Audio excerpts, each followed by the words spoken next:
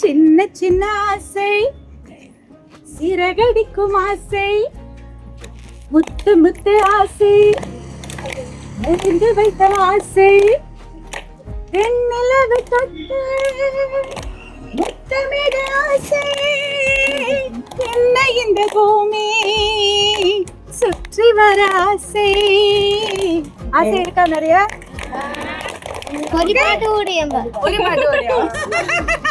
கண்மணி பூவே കണ്ണാടി പൂവേ കണിപ്പൂവേ മുറ്റമേതാകെ പൂത്തു നിന്നാട്ടേ.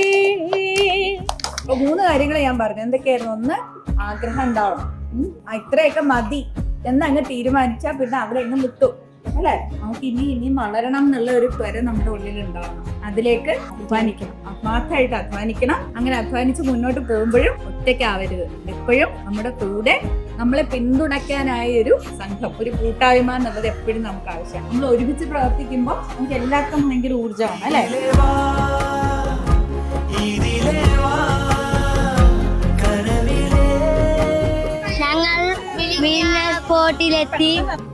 അങ്ങനെ ആദ്യമായി അട്ടപ്പാടിയിൽ നിന്ന് നമ്മുടെ കുഞ്ഞുങ്ങൾ കടൽ കണ്ടു എന്ന് മാത്രമല്ല, കടലിലുള്ള വലിയ ചരക്ക് കപ്പലുകൾ കാണുകയും പടുകൂറ്റൻ ക്രെയിനുകൾ കാണുകയും ഒക്കെ ചെയ്ത്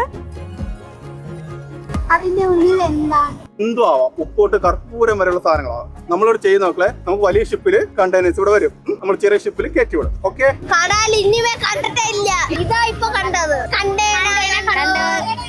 ഇങ്ങനെ കൊണ്ടുപോകുന്നത് കണ്ടോ? നമ്മുടെ മുന്നിലുള്ള ആ വലിയ കടലിനേക്കാളും ആർത്തിരമ്പുന്ന ഊർജവും ആവേശവും ഒക്കെ അവരുടെ കണ്ണുകളിലാണ്, അവരുടെ മനസ്സുകളിലാണ് എന്നുള്ളതാണ്. ഒരു സങ്കോചവും ഇല്ലാതെ ചോദ്യങ്ങൾ ചോദിക്കുവാനും നമ്മളുമായി സംവദിക്കുവാനും വളരെയധികം ധൈര്യത്തോടു കൂടി ലോകത്തെ അഭിമുഖീകരിക്കുവാനുമുള്ള ഒരു വലിയ ബലം ഉള്ള കുഞ്ഞുങ്ങളാണ് ഇവരെല്ലാവരും. അപ്പൊ തീർച്ചയായിട്ടും ആ ഊർജം അവർക്കും സമൂഹത്തിനും നമ്മുടെ നാടിനും ഒക്കെ ഒരു വലിയ മുതൽക്കൂട്ടായി മാറും എന്നുള്ളതിൽ യാതൊരു സംശയവുമില്ല.